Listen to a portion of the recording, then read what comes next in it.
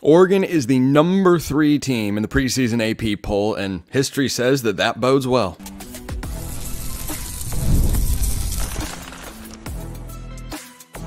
You are Locked On Ducks, your daily podcast on the Oregon Ducks, part of the Locked On Podcast Network, your team every day.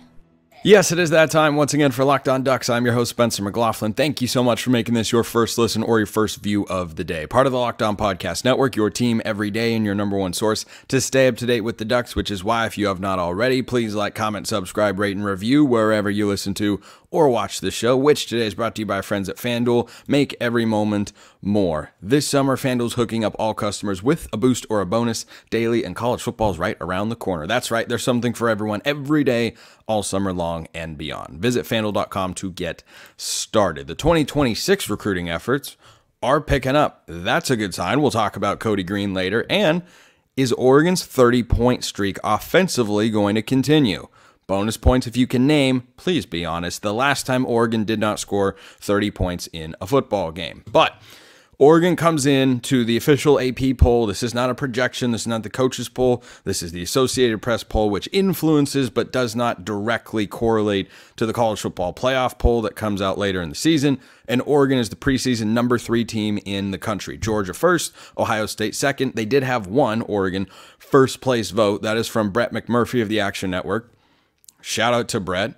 Guy was not kidding when he said he had Oregon preseason number 1. Look, I think that's great, and I'm glad Brett's confident in Oregon. I would not have anybody number 1 over Georgia.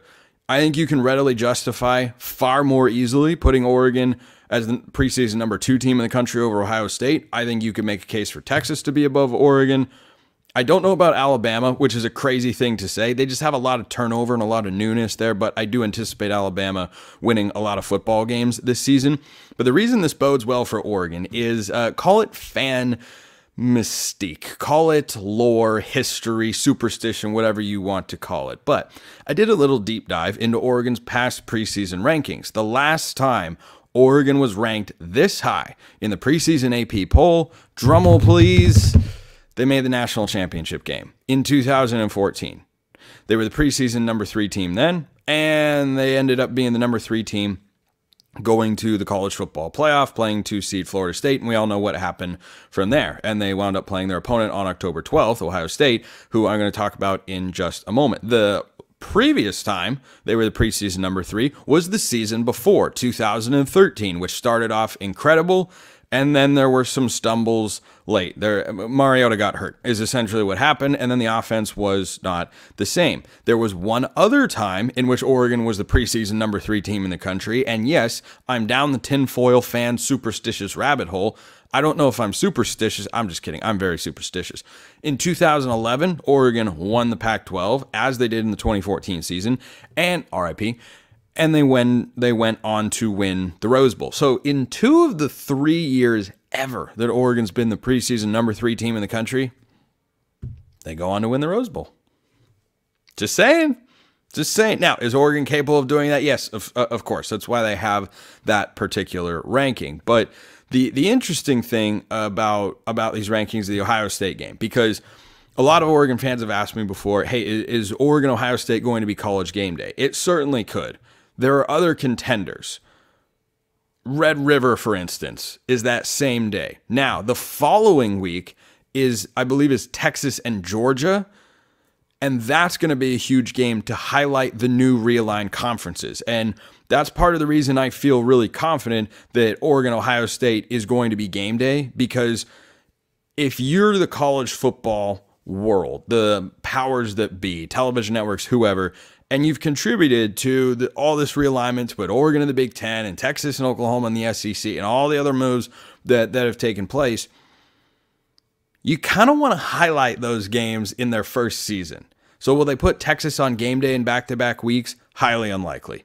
It's not something game day has done ever. I'm sure it's happened, but I think it's something they try to avoid, and they should, because they want to be as much as they can, neutral representation of the sport and where the biggest games are and where everybody's attention should be and all that sort of stuff. So I think it has a great chance in that sense. There are other games, to be sure. on that October 12th Saturday. The college football season, by the way, it's so close. It's so close. 18 days as this show airs to Oregon football. Do you realize that? Less than 20 days? That was quick, wasn't it? Kind of. It's going to go even quicker here in the coming weeks. But great chance for that to be College game day because Ohio State is the number 2 team. And I've talked about this game a pretty healthy amount in the offseason leading up to this year. 2 reasons that this game gives Oregon a great chance to get game day back to Eugene for the first time since 2022. Oregon was the road team for College game day twice last year, at Washington and at Utah. One game went well, one, of course, did not. But that Salt Lake City game, that was glorious. Anyway, the Ohio State game is going to be arguably the biggest game in the history of Autzen Stadium because you've got Oregon as a preseason top 5 team. It is very likely that they start 5-0. And then you look at Ohio State's schedule, and they've got a cupcake of a non-conference and 2 incredibly winnable conference games that I expect them to 100% roll through. So that game that has had so much discussion this offseason and is going to define many things, though not everything because we're in the 12-team playoff era now, so the head-to-head isn't going to matter as much. It's one of the reasons I don't like the 12-team playoff, even though Oregon absolutely benefits from it. I mean, they're a top 3 or 4 odds team, depending on where you look, to make the college football playoff this year. And it would be a lot harder, and the stakes would be a lot bigger in that Ohio State game. But still, it's going to be massive. It is going to be a huge football game, and Ohio State's first 5 games are Akron, Western Michigan, and Marshall. They're just taking a page straight out of Michigan's book here from the last couple of seasons and just saying, you know what, let's just not play anybody in the non-conference slate, which I don't find to be exciting. Now, is Oregon's non-conference slate a gauntlet? No. Is it comparable to, comparable, sure, but which of these slates is tougher? Akron, Western Michigan, Marshall. There's no Power 4 team on the docket there. Oregon doesn't technically have one. Depends on how you feel about Oregon State. You do have the Mountain West favorites in Boise State, who I think would beat Marshall, Western Michigan, and Akron this year. And then you have Oregon State, which is a rivalry game, and you have to play it on the road. So both of these teams should be able to get through their non-conference slates. Oregon's first 2 conference games are at UCLA, ironic, because it's the Big Ten, and you're playing a Pac-12 school, and then Michigan State at home. Ohio State's first 2 games are at Michigan State and hosting Iowa. Now, that's the most losable game that either team has on the schedule for their first 5 games. And if neither one of these, if one of these teams is not undefeated, yeah, you could remove the possibility of game day going there. I fully expect both teams to be 5-0. I don't think Iowa is going to score a point, quite literally. Last time I predicted that, by the way, was the Big Ten championship game. They were blanked, I think, 26-0 or whatever the final score was last year in Indianapolis. I don't think Iowa is going to go into Columbus and score a point. At home, maybe they'd get a touchdown, but they're probably going to get shut out in that game. Michigan State, they're in a rebuild year. I don't think they're going to push Oregon or Ohio State in these matchups. They have to go to East Lansing, Ohio State does, but shouldn't be any problem getting to a 5-0 mark and setting the stage for a top 5 Big Ten showdown between Oregon and Ohio State.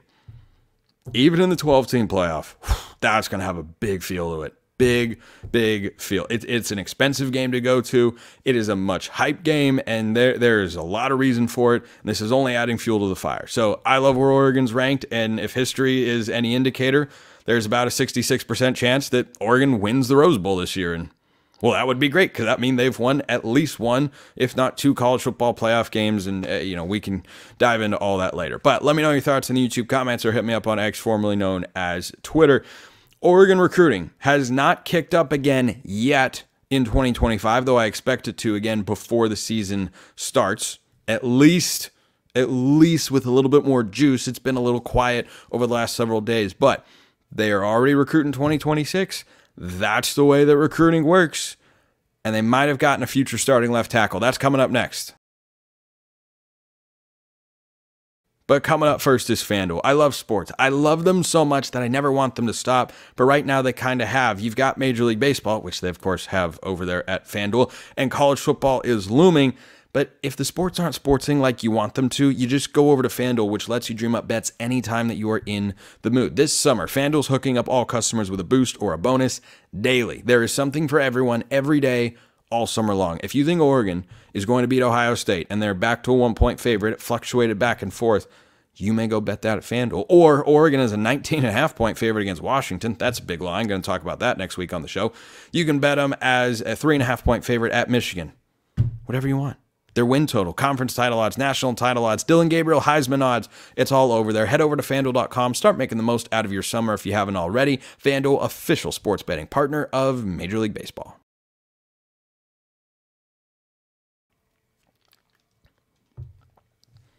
Second segment sips, like recruiting, they don't stop. They don't stop because they are absolutely necessary, also like recruiting.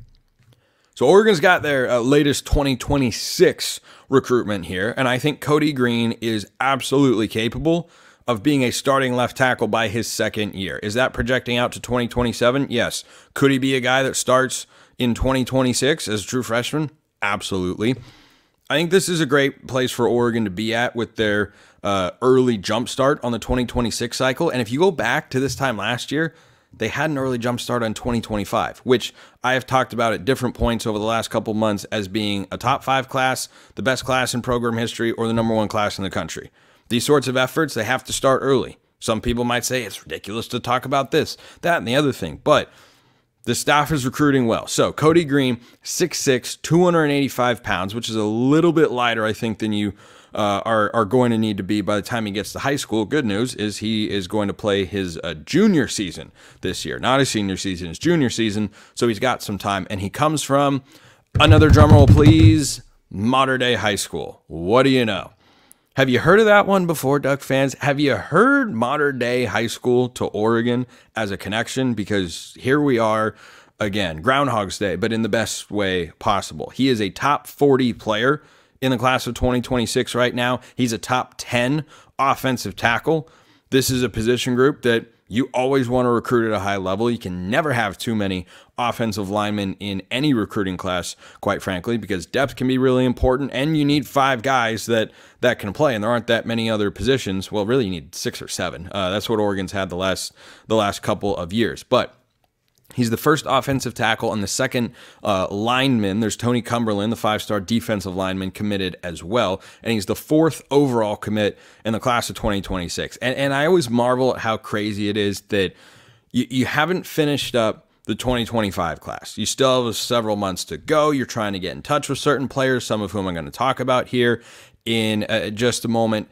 And yet, you have to be recruiting in 2026. Because if you don't, then somebody else is going to. And I asked our guy, Brian Smith, what he saw from Kodi Greene on his tape, because I was pretty darn impressed with what he brings to the table. He said, quote, "Great feet, good hip power, especially for his age, solid arm length, and bends pretty well." So I think that for Greene, the reason I look at him and see someone that can be a starting left tackle one day for the Ducks, his athleticism, to me, is crazy. And far be it from me to draw a one-to-one comparison to Penei Sewell. I don't know the last offensive tackle commit whose tape I watched and thought, yeah, that's a Penei Sewell type of guy. Now, Josh Connerly comes to mind, but even they were different. The coordination and the footwork that Greene employs, I think, is really, really good.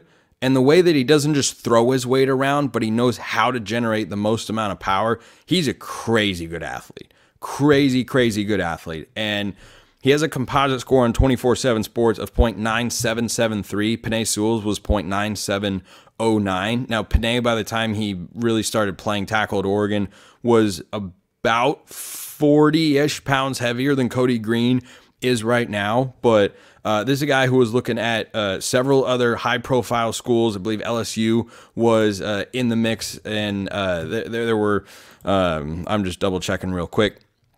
LSU was in the mix. I mean, he got offered by everybody there, and Oregon ends up getting him. And look, is there a long way to go in his recruitment? Yeah, of course. But I think that for I think that for Greene, no, LSU did not offer. Texas A&M, that's what I was thinking of out of the SEC.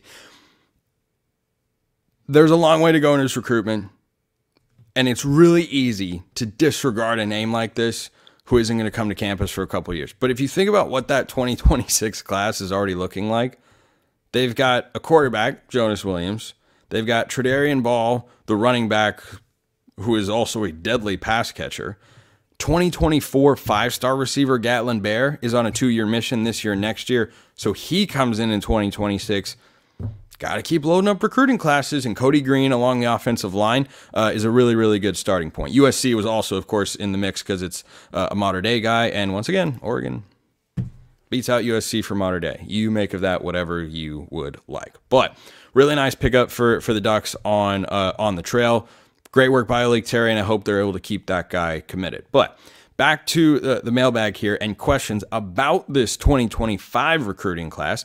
And if you ever want a comment or a question answered here on the show, drop a YouTube comment, hit me up on X, formerly known as Twitter, or if you want priority access and all sorts of other perks, go join the flock over at Subtext. That link in the description below, wherever you listen to or watch this show. Dylan sent this in about a week ago or so, week or two, with regards to what Oregon's, kind of dream recruiting class could look like here. And Dylan's going optimistic.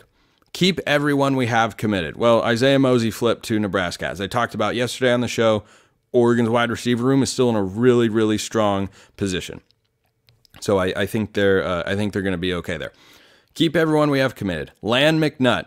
Fact check, true, or fact check done, I guess is the expression that's most appropriate there. Land Jonah Williams. That is an ongoing recruitment for the Ducks. Linebacker / safety, 5-star. Texas A&M's a big player there. Baseball is a factor there. And Coach Waz has had plenty of conversations with Jonah Williams. The pitch has been made, and it's just one of those ongoing battles with Texas A&M. Flip Lincoln Cure from Kansas State. I'd be pretty surprised. I wouldn't be entirely shocked. Oregon did that with Elijah Rushing in this 2024 class. He committed to Arizona, and Oregon fans kind of looked around like, wow, really? Arizona? That Arizona? Really? And I was like, well, they got T-Mac once upon a time, and he was down to Arizona and Oregon, and it's worked out very well for his career. But I wouldn't anticipate flipping Lincoln Cure. Crazier things have happened, though. Flip one of Pickett from LSU or offered from Ohio State.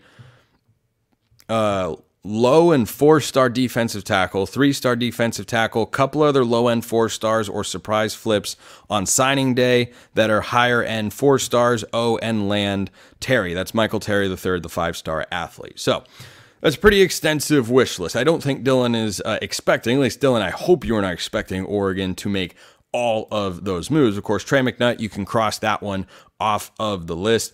Naeem offered flipping from Ohio State, incredibly feasible. That's a 5-star defensive back that could add to what is a loaded lineup of DBs in the 2025 class for the Ducks. I think between Naeem Offord, Jonah Williams, and Michael Terry III, landing at least one would be really, really good. Landing two probably seems like the max. I would think Oregon lands none of them before they land two. But I would be a little surprised if they don't land at least one because of the recruitments, how long Oregon's been in the mix, and the way that they've generated momentum on the trail. I think landing Trey McNutt, as I talked about last week on the show, is really, really important for the final ranking of this 2025 recruiting class. And McNutt is also a really, really high-end impact player. But one thing that continues to be clear is Oregon's going to have a smaller number of commits in the class of 2025 than they have in either of their previous two. So their 2024 class, they had 26 commits. In 2023, they had 29. And currently in 2025, they're inside the top 10, but they're only sitting at 14, even with Trey McNutt. Now, 3 of those guys are composite 5-stars. Dorian Brew lost a 5-star, but whatever. He's still a really, really good football player. That's why they're still in the top 10. But if they land another 5-star guy, I think you bring the top 5 angle into the discussion. It's currently sitting 9th overall in the composite rankings on 24/7 Sports. So I think they're in a really, really good place. Michael Terry, Jonah Williams, Naeem Offord. Those are the 5 stars that are still out there for Oregon. It seems like they've been, really making a lot of swings at those sorts of guys all throughout this recruiting cycle. So I expect them to do that. I think they probably get one. I don't have a feel right now personally on which one is most likely, but between Jonah Williams, Naeem Offord, Michael Terry III, I think Oregon will be able to land one of those guys. They'll add another 5-star. It'll be the most 5 stars Oregon's ever had in a cycle, and it will then be locked into a top 10 class and pushing for a top 5, and then you see what happens around National Signing Day. So remember, if you want a question and answer here on the show about recruiting or otherwise, let me know. Plenty of ways to get in touch. One of you asked a great question about the 30-point streak. Does that come to an end this year? I think it does. That's not a bad thing. I'll tell you why.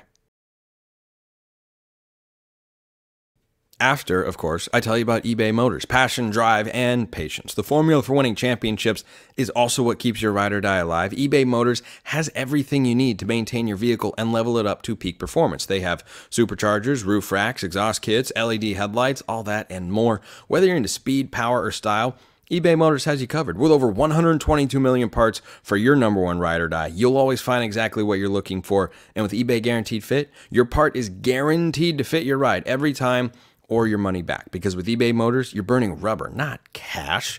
With all the parts you need at the prices you want, it's easy to make your car the MVP and bring home huge wins. Keep your ride or die alive at ebaymotors.com. Eligible items only. Exclusions apply. eBay Guaranteed Fit only available to U.S. customers. 2 questions to wrap up today's show. Let's start with this one from Zome7881. Not Zone, Zome, Z-O-A-M. What do you think about Oregon having a 14-game streak of 30 or more points? Where do you see that streak ending?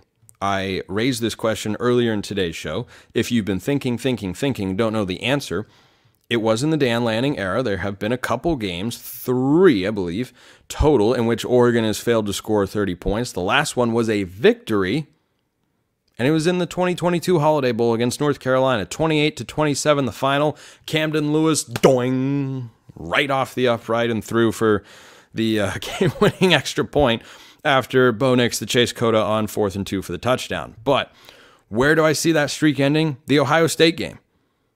I do, and I think this is twofold. Number one, Ohio State's defense is very good. Ohio State has a top 3 defense in all of college football. I think top to bottom, it's even better than Oregon's. And if you're an everydayer out there, you know I'm very high on Oregon's defense. I think they could have even better numbers statistically than they had a season ago. I think their defensive line is deeper and stronger than it was in 2023. And I think you've got a tremendous amount of depth, experience, playmakers, proven production. A lot of things to like about this Oregon defense. Ohio State's got big-time dudes. Big-time dudes all over the field. Guys who you'd say, without question, without hesitation, would start on Oregon's team. Even this defense, as good as it is. And Oregon's got guys that would start on Ohio State's team. But that Ohio State defense is legit. At home, even at home, if Oregon's able to put up 30 points on Ohio State, my excitement level, which is already pretty high for this Oregon team, will be through the roof. I mean, this ceiling that you see above me here on YouTube, I might be able to jump off the floor and just pounce right through it like a reverse Iron Man dropping the suit through a couple levels of his house in the first movie back in 2008. So I think that for Oregon, that streak of 30-point games probably comes to an end there. It feels like a contest between a couple of heavyweights that will want to run the football, have the ability to be explosive. Oregon a little bit more so because I like Gabriel pushing the ball down the field more than Will Howard of Ohio State.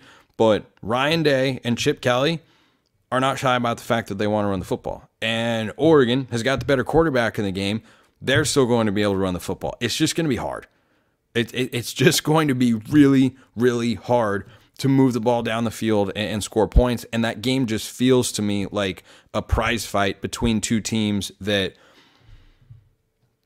just are able to play at a really, really high level. And yeah, I like both offenses, but both defenses are incredibly capable. So I think the winner of that game maybe has 30 points right on the dot. I'd be surprised if that one. Remember, the last time that Oregon and Ohio State played, you had defenses that were worse than what you had here. Now, you had an Ohio State offense that was really, really good. You had an Oregon offense that was not nearly as good as the one the Ducks are going to put onto the field this year. But that Ohio State defense from 2021, don't think back to that game and drop a comment about, oh, the Ducks scored 35 in Columbus in 2021. That defense and this version of the Ohio State defense, they are not the same. They've got a different coordinator. They've got different personnel. They're like top to bottom, they're better across the board. Just like Oregon's offense. You got a better quarterback. Offensive line's probably a wash because that 2021 O-line was really good.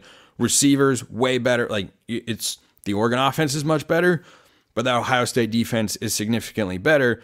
And still, Oregon had 35 points in that game. I don't think anyone gets anywhere near 40, and it feels like a 28-24 sort of game. Like right now, if you ask me on the spot to predict the score of that game, I'd say Oregon 28-24 over Ohio State. That's just how I think that game plays out, because you have so many big-time experienced NFL guys on the defensive side of the ball. But elsewhere for Oregon this year, gosh, I'd expect them to be over 30 points just about every game. I mean, all of the first 5, absolutely. The Purdue game following Ohio State, yeah. Illinois, Maryland, yeah. Michigan could be tough. Michigan's going to have a really, really good defense. They lost a lot of guys. They have a high-end defensive coordinator from the NFL in Wink Martindale. They still have a lot of really good players. Mason Graham is, I think, my favorite defensive lineman in all of college football. If you haven't watched him play before, that's a dude. That's a DeForest Buckner type dude, where he's just a one-man game wrecker, defensive player of the year sort of guy. So, like, he alone gives me a lot of confidence in Michigan's defense. Like, they've got depth, probably not as much as they did last year because they lose a bunch of guys to the NFL, but they've got one of the best corners in the country. They have a good defensive coordinator, and they have a dominant interior defensive lineman. They should be good on that side of the ball, all things considered. So that game might be tough to get over 30 points, but I bet it comes to an end against Ohio State. And I think Oregon wins the game, but I think that if they get to 30 points in that game, or if they get to 37, 38, boy, that's going to be a heck of a statement, because that Ohio State defense is getting a lot of hype, a lot of attention, and deservedly so, just like Oregon. And if the Ducks put up that sort of performance, gosh, that would be awesome. Last one came in here from Bud. What is your favorite and least favorite memory of the Civil War game? Well, I don't have to go very far back for my least favorite memory. At least I'm trying to think. Yeah, 2022 would be the worst. Best one would be 2009. Winner goes to the Rose Bowl. Masoli picks up 1 4th down. They picked up another 4th down on that drive to stall out the clock. I think a lot of people forget that because of the iconic Masoli play. But yeah, I mean, 2013 with Mariota, the drive and the catch with Josh Huff, that was certainly great and all. But with the Rose Bowl berth on the line, yeah, nothing beats 2009. Keep the questions coming. And thanks for making this your first listen. Go make Locked On College Football your second. I host over there with a great lineup of guests that roll through, keeping you covered with the biggest stories in the greatest sport on planet Earth, Monday through Friday, all year round, probably even more frequently than that once the season starts, on YouTube and wherever you get your podcasts. Appreciate everyone listening. I will see you next time. Have a wonderful rest of your day, and go Ducks.